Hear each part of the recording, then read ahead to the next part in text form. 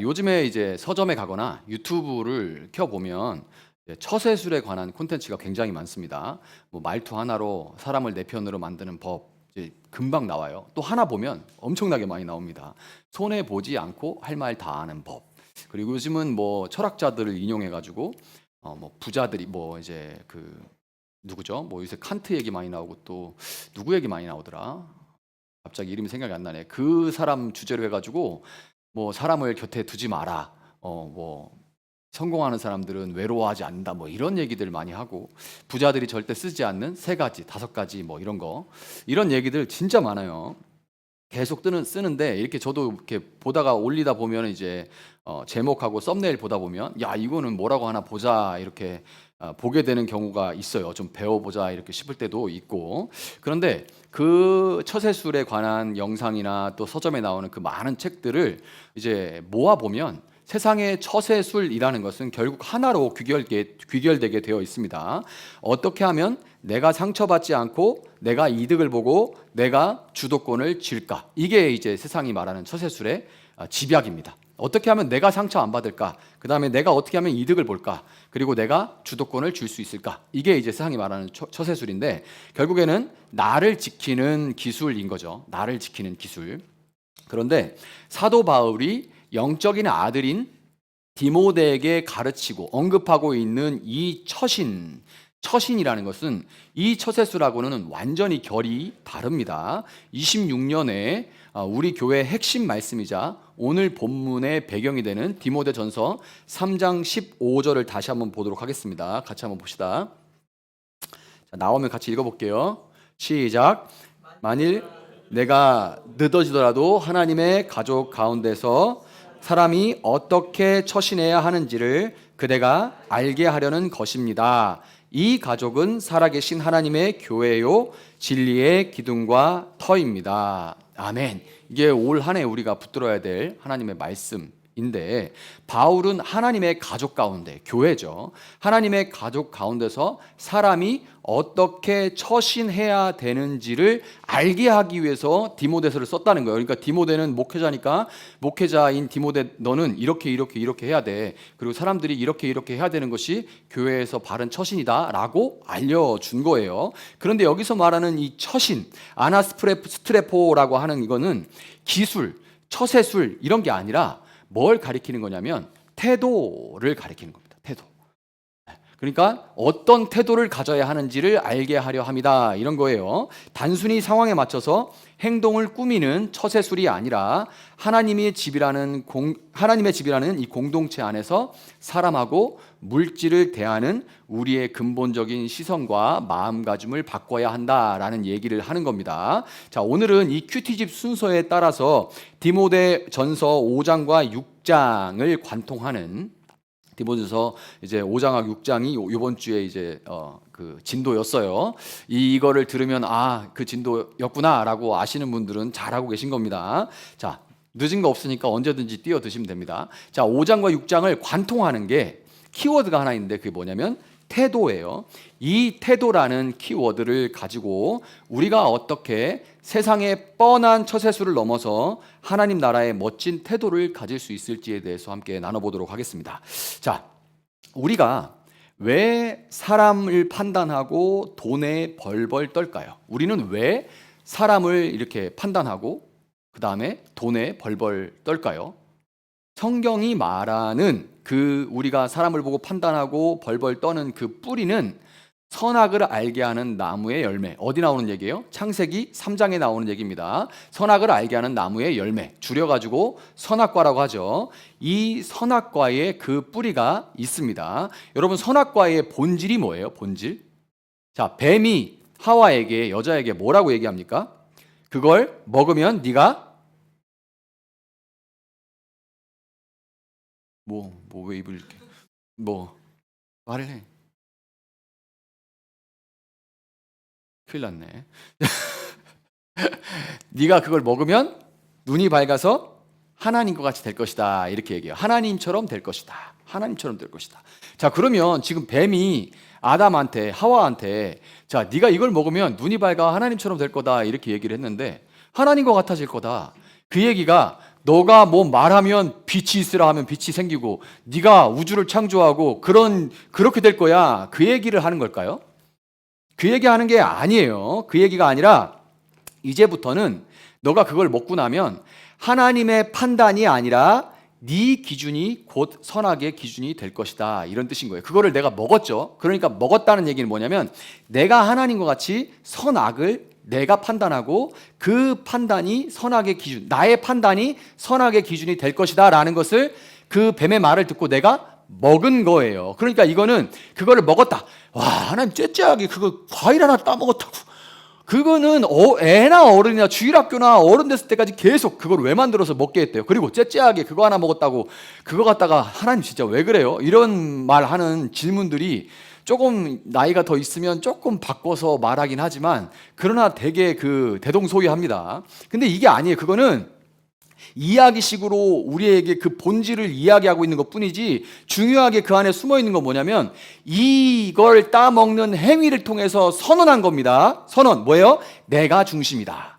내가 중심이다 라고 자기 중심적인 선언을 한 거예요. 대놓고. 즉 그러니까 내 눈에 보이는 것이 전부라고 믿고 내가 모든 상황의 최종 심판자가 되겠다는 교만인 거죠. 하나님 입장에서 보면 이건 완전히 교만이에요. 그런데 그때부터 인간에게 고약한 병이 생겨났습니다. 선악과를 먹고 하나님처럼 선악간에 판단하려고 하지만 하나님처럼 앞, 뒤, 좌우, 아래에서 위로, 위에서 아래로 모든 것을 볼 수 있는 그런 눈을 가진 것이 아니라 인간은 어때요? 바로 눈앞밖에 볼 수가 없죠. 바로 내 눈앞에 있는 거 이렇게 보면서 뒤에 무슨 일이 일어나는지도 몰라요. 뒤에 무슨 일이 일어나는지도 모르는 게 인간이죠. 그러니까 피할 수 없는 병이 없을 수가 없습니다. 뭐예요? 눈앞의 사실, 즉 우리가 흔히 얘기하는 팩트죠. 그 팩트만 보고 내가 재판관이 되는 병을 모두가 기본적으로 디폴트 값으로 다 이 병을 갖고 있습니다. 예를 들어 볼게요. 누군가 나에게 실수를 했어요. 그 사람이 나한테 실수했고 잘못했다는 것은 팩트입니다. 이건 사실이죠. 그런데 선악과를 먹고 난 우리는 그 팩트 하나를 붙들고 바로 심판대로 올라갑니다. 역사상 그 어느 때보다 지금이 그게 제일 심한 것 같아요. 그래까지. 그러면 유튜브 켜고 댓글창만 열어보세요. 그러면 거기 영상 하나에 그것도 막 요즘은 쇼츠로 해가지고 긴 영상에 요만큼만 잘라서 올리면 그 안에서 서로 난도질하고 난립니다. 그러면서 서로 거기서 부모 욕하고 뭐 조상 욕하고 뭐 출신 욕하고 막 지난주에 기룡대가 그랬고 혐오하고 보니까 다른 성이라고 그랬더라. 하여튼 정말 이렇게 서로 막 난도질을 해요.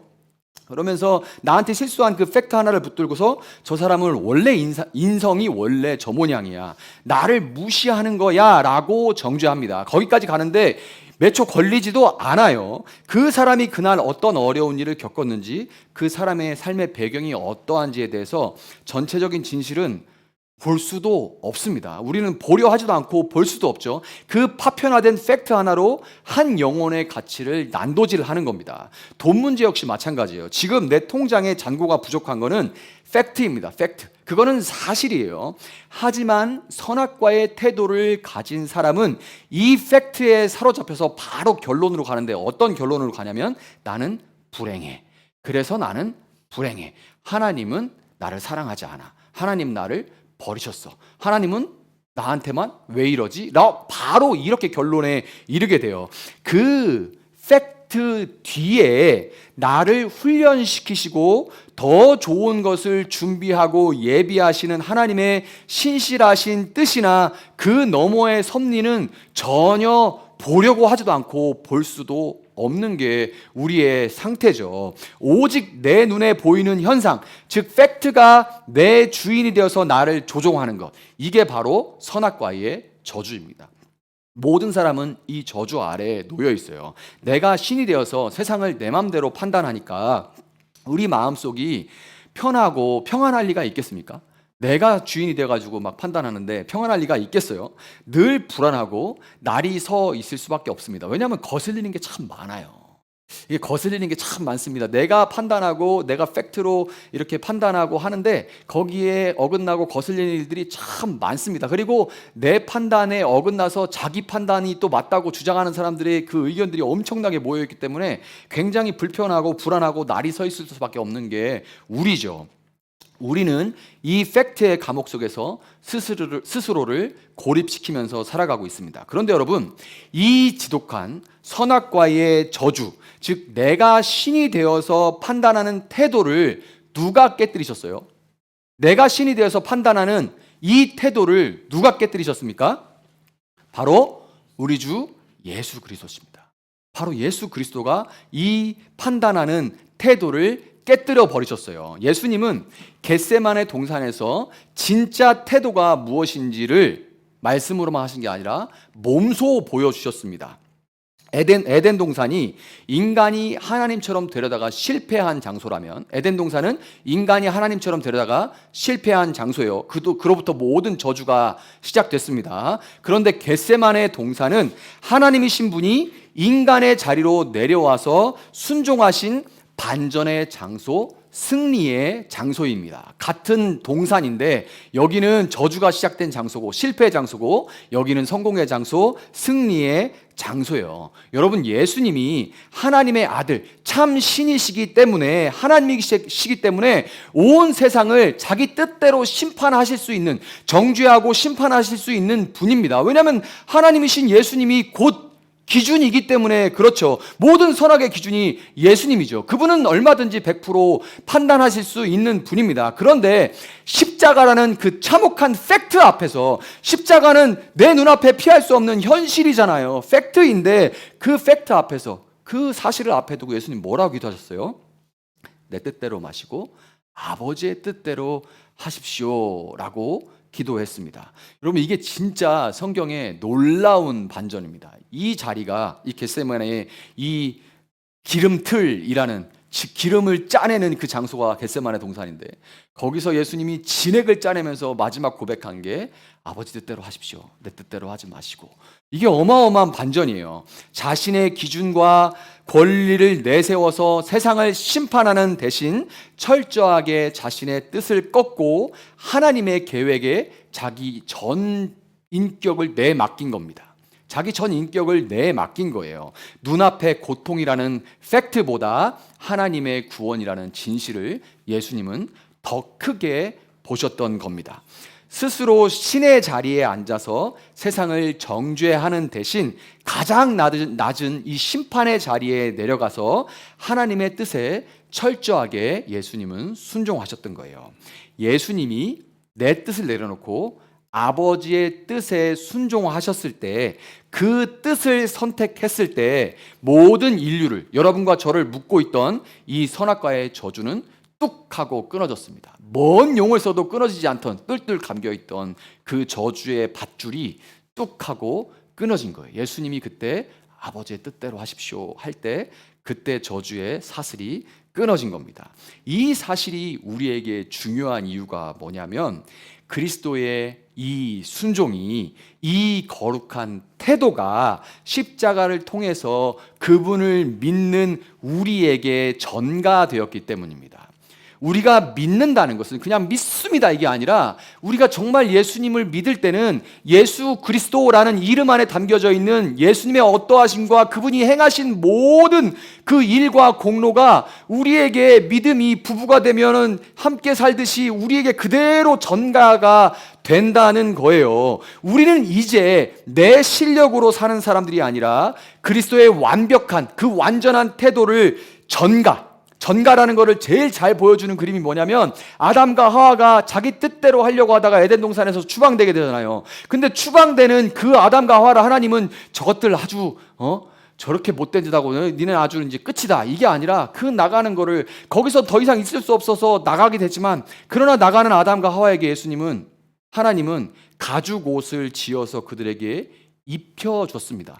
잎으로 가리고 자기 나름대로 그 부끄러움을 가려보려고 하는 그들에게 하나님은 가죽옷을 지어서 그들의 부끄러움을 가려줘요. 이렇게 가죽옷으로 덮어주고 나에게 없던 가죽옷이 나에게 덮여지는 것, 이걸 우리가 전가라고 합니다. 그게 그림으로 전가를 표현하는 그림이에요. 그것을 덧입어서 사는 존재가 바로 우리가 된 것입니다. 내가 맞다고 우기면서 팩트의 감옥에 갇혀 살던 우리는 이제는 그리스도 안에서 하나님의 관점이라는 새로운 눈을 갖게 됐어요.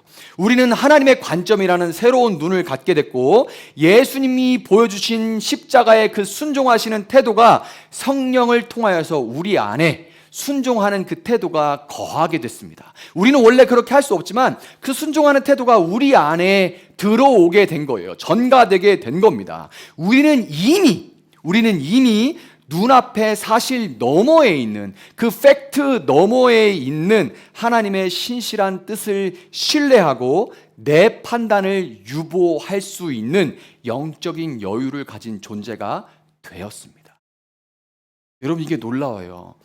같은 기독교 아니라도 이런 관점을 가지시기 바랍니다. 여러분 열심히 기도하고 이렇게 그 노력을 이렇게 강조하는 교단이 있고, 여러분은 이미 그런 존재가 되었습니다. 그러니 그렇게 살아가십시오 하는 교단이 있어요.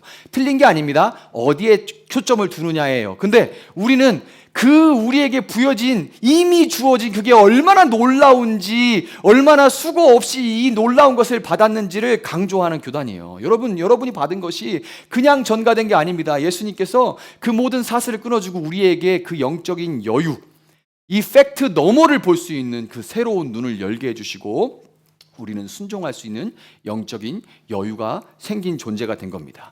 여러분, 이것이 우리가 오늘 새로운 태도를 가질 수 있는 독보적인 근거라는 것을 믿으시길 바랍니다. 자, 그렇다면 큐티하는 방식처럼, 제가 지금 설교도 큐티하는 방식대로 하고 있어요. 큐티하는 방식 여러분 열어보면 이제는 본문을 읽고 한 2번, 3번 읽어요. 그 다음에 질문들에 대해서 이렇게 답을 해가면서 생각을 정리합니다. 그 다음에는 어떻게 해요? 그걸 갖다가 오늘 나에게 있을 일, 이번 주에 나에게 있을 일에 적용시켜 보죠. 그게 큐티 방식입니다. 근데 사실 이 큐티 방식을 좀 길게 하면 그 설교가 되는 거예요. 그러면 이 큐티하는 방식처럼 이제 이 새로운 태도를 우리 삶에 적용해서 구체적으로 하나님의 집에서 어떻게 처신해야 되는지를 본문을 통해 좀 살펴볼게요.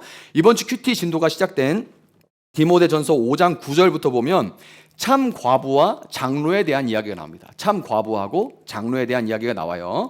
당시 과부는 사회적으로는 절대적인 약자였지만 교회 안에서는 평생 눈물로 기도하며 수고하신 신앙의 어머니들이었습니다. 그게 성경에서 말하는 참 과부예요. 신앙의 어머니들. 바울은 이들을 뭐라고 하냐면 명부에 올려서 특별히 예우해라 이렇게 권면합니다. 단순히 이거는 예우해라 이런 말이 용돈 좀 잘 챙겨들어 이런 말이 아닙니다. 참 과부, 이제 사회적인 약자니까 그동안 그들을 뭐 교회에서 좀 잊어버리지 말고 제때제때 좀 선물 좀 드리고 용돈도 좀 드려, 그런 얘기가 아니에요. 물론 그것도 해야 되지만 그것만을 얘기하는 게 아닙니다. 그들의 경건한 삶을 공동체가 뭐하라는 얘기냐면 존중하라는 얘기입니다. 장로들은 또 교회를 이끌고 말씀을 가르치는 목사를 포함한 교회 리더십을 가르치는 게 장로죠. 바울은 이들을 뭐라고 하냐면 존대하고 2배로 존경하라 이렇게 말합니다. 참 과부를 존중하고 그 다음에 장로들을 존대하고 2배로 존경해라 이렇게 권면해요. 리더십의 연약함이나 허물이라는 팩트만 보고 깎아내리는 것이 아니라 그 직분을 통해 일하시는 하나님의 권위를 인정하는 태도를 의미하는 거예요. 여러분, 우리 사회를 지금 한번 보세요. 수많은 갈등이 있지만 그 중에서 그 갈등 중에 극심한 것이 뭐냐면 세대 간의 갈등과 혐오가 극에 달했다는 거 부인할 수가 없습니다. 서로를 꼰대라고 무시하거나 아니면 요즘 것들 이러면서 비하합니다. 무시하고 비하하는 게 일상다반사예요. 팩트만 놓고 보면 서로 마음에 안 드는 것 투성이죠. 서로 마음에 안 드는 것 투성이에요. 뭐 멀리 갈 것도 없이 가정 안에서도 서로 마음에 안 들잖아요. 자녀들 보면 우리 때는 이러지 않았는데 이런 생각이 막 벌써 여기까지 막 올라오고, 말하면 싸우니까 안 하는 거죠. 또 자식 입장에서 부모를 보면 답답해 막 이렇게 생각 안 드는 것 투성입니다. 말이 안 통한다, 너무 무례하다, 의무는 안 지키고 권리만 찾는다 등등 이 팩트들이 우리를 지배합니다. 서로의 단점만 것만 수집해서 정당한 혐오를 정당화하죠. 하지만 그리스도의 태도를 가진 우리는 다릅니다. 그리고 다를 수 있어요. 우리는 상대방의 단점이나 부족함이라는 팩트에만 매몰되는 것이 아니라 그분들이 교회를, 그 참 과부들이 교회를, 지금 좀 부족한 부분이 있을 수 있지만 그분들이 교회를 위해서 흘린 눈물을 볼 수 있는 거예요.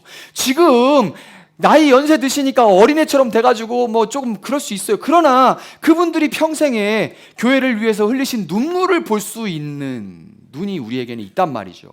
그리고 장로들을 보면서 하나님이 세우신 영적인 질서를 볼 수가 있는 거예요. 여러분, 이런 시야는 우리 공동체 전체로 확장돼야 됩니다. 지체들의 현재 조건이나 형편과 처지라는 팩트만 보고 저 사람은 안 되겠다, 저 사람은 답이 없다, 지금 현실 보면 정말 답이 없는 것처럼 느껴지는 그런 지체들도 있을 거 아니에요. 요즘 세상이 진짜 교회라서 말은 안 하지만 진짜 노답이네. 얘는 왜? 이게 팩트일 수 있어요. 이게 현실의 팩트일 수 있습니다. 그걸로 판단하고 정죄하는 것이 아니라 그 너머에 일하시는 하나님의 손길을 우리는 볼 수 있는 존재이고 그런 존재가 되어야 하는 겁니다. 나를 하나님의 형상으로 지으시고 나를 통해 펼치신 많은 계획을 가지고 계신 하나님이 바로 지체를 지으시고 사랑하시는 동일한 그 하나님입니다. 동일한 하나님이에요. 상대의 팩트 너머에 계신 하나님의 계획을 볼 때, 팩트 너머에 있는 하나님의 계획을 볼 때 우리는 비로소 지체를 진심으로 존중할 수 있게 되고, 그럴 때 우리 안에 있는 모든 편견과 차별의 벽이 무너질 때가 참 많습니다. 여러분, 저도 목사지만 기도해달라는 이렇게 얘기하는 그런 기도를 들으면서, 기도 제목을 듣고 현실을 볼 때는 막막할 때가 있어요. 벌써 제가 목사가 된 지가 20년인데 얼마나 그런 일들이 많습니까? 그런데 제가 진짜 이게 지금 그렇게 많이 줄었거든요. 왜 그러냐면 하나님한테 뒤통수를 너무 많이 맞았기 때문에 그래요. 제가 제일 못났다. 이 사람 진짜 이런 육식동물이 가득한 세상에서 세상에 이런 초식동물이 어떻게 살아라고 생각했던 그런 많은 사람들이 정신 똑바로 차려, 이런 얘기 제가 한두 번 한 줄 아십니까? 정신 똑바로 차려, 그렇게 하면 안 돼, 막 그러면서 저 정죄 참 잘합니다. 그리고 저도 참 그런 것들 막 하면서 잘할 수 있어요. 그런데 빵! 몇 번을 맞는, 그러면 아이고 잘 됐습니다, 이거 하면서 제가 배우는 거예요. 이거 하면서 그런 사람을 하나님께서 어떻게 놀랍게 쓰시는지를 정말 여러 개 보면서 절대로 안 변할 것 같은 그 사람이 죽음을 앞두고 정말 신실하게 하나님 앞에 돌아오는 경우도 너무 많이 봤고, 그리고 정말 연약한 그 사람을 하나님께서 그 환경들을 바꾸면서 봤지라고 나한테 보여주듯이 보는 것들을 얼마나 많이 봤는지 몰라요. 그래서 그 하나님을 인정할 때 진짜 편견과 차별의 벽이 그때 교회에서 무너질 수 있는 겁니다. 여러분, 혐오가 가득한 세상 속에서 교회가 보여줄 수 있는 가장 강력한 대안은 바로 이 존중의 태도입니다. 상대가 존중받을 만한 어떤 조건이나 자격이나 행동을 해서가 아니라 그리스도께서 그를 위해 죽으셨다는 진실 때문에 존중하는 거예요. 아멘입니까? 여러분, 이게 정말 중요해요. 내가 재판관이 돼서 상대를 평가하는 게 아니라 그리스도의 피값으로 사신 형제요 자매로 보는 것.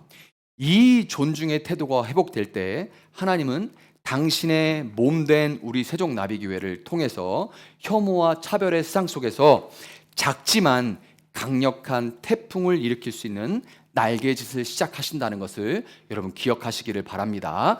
우리가 서로 존중한다고 세상에 당장 뭐 달라지는 거 없어요. 그러나 우리는 작은 날개짓을 하는 거고, 그 작은 바람으로 태풍을 일으키시는 분은 하나님입니다. 자, 마지막으로 디모데전서 6장은 우리를 가장 흔드는 돈 문제를 다룹니다. 사람에 대한 태도에 대해서, 시선과 태도에 대해서 말씀하시고 난 다음에 그 다음에 돈에 대해서 이야기를 해요. 돈은 세상에 있는 팩트 중에 가장 강력한 팩트입니다. 오죽하면 이런 말을 해요. 사람 믿지 마, 돈을 믿어. 이런 얘기를 할 정도예요. 그러니까 이 팩트 중에서 세상에 가장 강력한 팩트는 돈입니다. 돈이 있다, 돈이 없다, 이거는 부정할 수 없는 팩트입니다. 세상에서 제일 클리어하고 제일 확실하고 제일 선명한 사실이에요. 돈 없으면 당장 생존이 위협받고 자존감은 휘청휘청 거립니다. 네. 돈이 많으면 어깨에 힘이 들어가고 세상 여유롭고 부러울 게 없어 보이죠. 세상은 돈이 곧 신이라고 가르치고 사람들은 더 많은 팩트, 이 팩트를 확보해서 자신의 미래를 스스로 보장하려고 합니다. 사도 바울은 디모데전서 6장 5절에서 경건조차 자신의 이득을 위한 수단으로 삼으려고 한다라고 말을 해요. 이거 2000년 전에 쓴 건데 그때도 그래요. 경건조차 자기의 이득을 위한 수단으로 삼다. 그러니까 심지어 신앙생활조차 부자가 되기 위한 기술, 방법론으로 전락시키는 일들이 벌어진다는 거예요. 아니면 이런 것도 있죠. 밖에서 그냥 어떻게 수단과 방법을 가리지 않고 돈을 모으려고 하는데 그러면 이제 막 나도 힘들잖아요. 지치고. 그러면 와가지고 이제 위로의 메시지. 내가 어떻게 살았든지 하나님은 당신 편입니다. 하나님 당신 사랑합니다. 그러면 눈물 흘리면서 역시 이러면서 이렇게 괜찮아진 것 같이 하고 또 나가서 똑같은 짓을 똑같이 또 하는 거예요. 그렇게 하는 경우. 이런 경건을 자기 이득, 그러니까 육체적인 아니면 정신 멘탈 관리 측에서 이런 쪽에 어떤 이득으로만 삼으려고 하는 일이 2000년 전이나 지금이나 벌어진다는 거예요. 성경은 돈으로 이웃을 돕고 하나님을 기쁘시게 섬길 수 있다라고 말합니다. 성경은 절대로 돈을 부정하지 않아요. 돈이 있어야 이웃을 섬기죠. 구약에서는 아주 대놓고 얼마 내라라고 얘기를 합니다. 그래야 이웃을 돕고 어려운데 돈을 줄 거 아니야. 따뜻해라, 배불러라 이렇게 얘기만 하면 그게 사랑이냐라고 막 성경에서는 얘기를 합니다. 돈 줘, 돈, 빵 사서 빵 주란 말이야 이렇게 얘기합니다. 성경은. 그러니까 돈을 부정하지 않아요. 그런데 똑같은 성경이 돈을 사랑하는 것이 모든 악의 뿌리다 이렇게 얘기를 합니다. 같은 성경이 동시에 이렇게 얘기해요. 이 두 사이, 이 말과 이 말 사이에 엄청난 갈등이 있죠. 이 팽팽한 긴장 속에서 바울은 대안을 제시하는데 그게 아까 우리가 읽었던 디모데전서 6장 6절입니다. 같이 다시 한번 읽어봅시다. 6장 6절 나오면 큰 소리 읽어볼게요. 시작. 자족할 줄 아는 사람에게는 씩씩해. 다들 나까지 들려 여기까지. 주일학교. 근데 너희들 자족이 무슨 소리인지 모르잖아. 그래서 설명해 줄게. 자족이 뭐예요? 스스로 만족한다. 한자로는 그래요. 그렇죠? 근데 이 자족이라는 말 그냥 꾹 참는 걸 의미할까요? 그냥 꾹 참는 거. 아니면 이게 우리가 돈이 없지 가오가 없냐? 막 이러면서 이제 정신 승리하는 거 있잖아요. 우리가 돈이 없지 가오가 없냐? 이런 말 쉽게 써요. 돈도 없고 가오도 없습니다. 그런데 돈이 없지 가오가 없냐? 막 이러면서 이제 정신 승리하는 경우 이런 거를 자족이라고 그럴까요? 아니죠. 여러분 진정한 자족 잘 기억하세요. 진정한 자족은 내 주머니 상황이라는 팩트보다 하나님이 모든 것이 되신다는 진실을 더 크게 믿고자 싸우는 태도가 자족입니다. 그게 자족이에요. 내가 뭘 소유했느냐가 아니라 내가 누구에게 속해 있느냐에서 안도감을 찾고자 치열하게 싸우는 것, 그것이 자족입니다. 디모데전서 6장 7절은 이렇게 말해요. 우리는 아무것도 세상에 가지고 오지 않았으므로 아무것도 가지고 떠날 수 없습니다. 이 불교에서도 공수래 공수거라고 얘기하는 건데, 근데 이거를 불교에서는 수행하라고 얘기하죠. 그런데 성경에서는 이렇게 얘기합니다. 너희는 이미 그렇게 할 수 있는 존재가 됐다라고 얘기를 하는 거예요. 누구 때문에? 우리 안에 들어오신 분 때문에. 디모데전서 6장 7절. 우리는 세상에 아무것도 가지고 오지 않았으므로 아무것도 가지고 갈 수 없다. 여러분 이 명확한 팩트를 제때 제 상황에서 제대로 팩트 체크하는 것이 바로 자족입니다. 아멘입니까? 이 명확한 팩트를 제때에 제 상황에서 제대로 팩트 체크하는 것이 바로 자족인 거예요. 돈이 우리 삶의 주인 노릇 하려고 할 때마다 여러분 선포할 수 있기 바랍니다. 너는 팩트일 뿐이지 신이 아니다. 같이 한번 따라해 볼까요? 오, 아멘. 자, 좀 더 살아보고 얘기하자. 20살 넘어보고 돈 맛을 좀 보고 얘기하자. 지금은 자신 있게. 지금도 너네 PC방 뭘로 갈 거야? 당장 PC방 뭘로 갈 거야? 이게 쉬운 문제가 아니라고. 자, 그렇게 쉽게 얘기하면 안 돼. 그러니까 우리 선포하는 거예요. 같이 선포해 봅시다. 너는 팩트일 뿐이지 신이 아니다. 따라해 보세요. 너는 팩트일 뿐이지 신이 아니다. 나의 하나님은 오직 여호와 한 분뿐이시다. 아멘. 요게 여러분 성경에서는 암송하라보다는 선포하라고 얘기를 해요. 선언하라 얘기를 해요. 그죠? 여러분 지금 제가 말씀드린 거 너는 팩트 그냥 사실일 뿐이지 너는 하나님이 지으신 피조물 하나님이 지으신 세상의 피조물들의 하나일 뿐이지 조물주가 아니라는 거예요. 그걸 선언해야 돼요. 선포해야 돼요. 너는 신이 아니다. 너는 그냥 도구일 뿐이다. 너는 그냥 팩트일 뿐이지 너는 신이 아니다. 내 하나님은 오직 하나님 한 분뿐이시다 라고 여러분 선포할 수 있기를 바랍니다. 하나님이 나에게 물질을 맡기셨다면 디모데전서 6장 18절 권면처럼 그것을 나누어 주기를 좋아하며 너그러운 마음으로 사용하는 청지기, 맡은 자가 될 수 있기를 바랍니다. 돈을 모으는 것 중요해요. 그러나 그 자체에 목숨을 거는 게 아니라 그 돈을 통해 하나님의 뜻이 어떻게 이루어질지를 고민하는 태도가 성도의 진짜 실력입니다. 그것이 바로 선악과의 저주가 풀린 성도의 당당한 처세술이며 돈에 휘둘리는 인생이 아니라 돈을 다스리는 인생이 되는 비결이라는 것을 여러분 기억하시길 바랍니다. 말씀을 정리하도록 하겠습니다. 여러분 이제 우리는 더 이상 내 좁은 소견으로 세상을 심판하며 불안해하는 옛사람이 아닙니다. 우린 더 이상 아니에요. 이렇게 말하는 와중에 제 아내도 여전히 그 불안함이나 어떡하지? 떼거리를 걱정하는 아니면 여러분 지금 우리 가운데 떼거리 걱정까지는 안 하지만 뒤처지면 어떡하지? 나만 노후에 불행하면 어떡하지? 나만 이걸 못하면 어떡하지? 라는 끊임없는 비교 때문에 찾아오는 불안감이 있죠. 그러나 우리는 계속해서 선포해야 돼요. 우리는 옛사람이 아닙니다. 내 좁은 소견으로 세상을 심판하며 불안해하는 옛사람이 우리는 더 이상 아니에요. 예수 그리스도께서 겟세마네에서 그리고 십자가에서 보여주신 그 순종의 태도가 이제 성령 안에서 우리 것이 이미 되었습니다.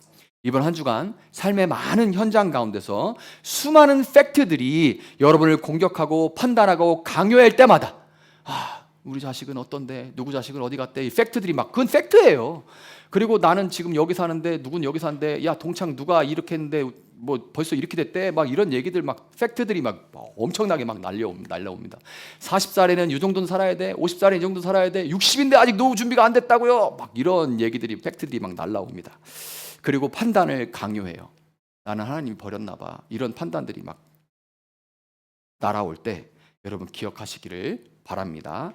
나는 내 감정과 내 눈에 보이는 팩트로 판단하지 않는다. 나는 그리스도 예수의 눈으로 세상을 본다라고 스스로에게 또 실제로 입을 열어서 여러분 소리 내어서 선포할 수 있기를 바랍니다. 하나님께서 빛이 있으라라고 말씀하시며 세상이 지어졌어요. 우리는 그 하나님이 지은 하나님의 형상입니다. 여러분 입술로 너는 신이 아니다라고 선언하세요. 너는 신이 아니다 선언하시기 바랍니다. 나는 팩트로 판단하지 않는다. 나는 예수 그리스도의 눈을 가지고 있다. 내가 세상에서 제일 비참하다고 보잘것없다고 쟤는 안 된다고 생각했던 것들을 가지고 하나님께서 어떻게 일으키시는지 여러분 경험할 수 있기를 바라요. 여러분 정말 안 된다고 생각했던 것들을 하나님이 어떻게 바꾸시는지 뒤통수들을 많이 맞기를 바라요. 여러분 자신이 또 여러분이 사랑하는 사람들이 이렇게 맞기를 바랍니다. 그러면서 그 앞에 납작 엎드려지기를 바라요. 여러분이 사람을 대할 때 비난 대신 존중을 선택하고 돈을 대할 때 탐욕 대신 자족을 선택할 수 있기를 바랍니다. 여러분의 그 태도 하나가 여러분의 가정을 바꾸고 일터를 바꾸고 여러분이 밟는 땅을 회복시켜 나갈 것입니다.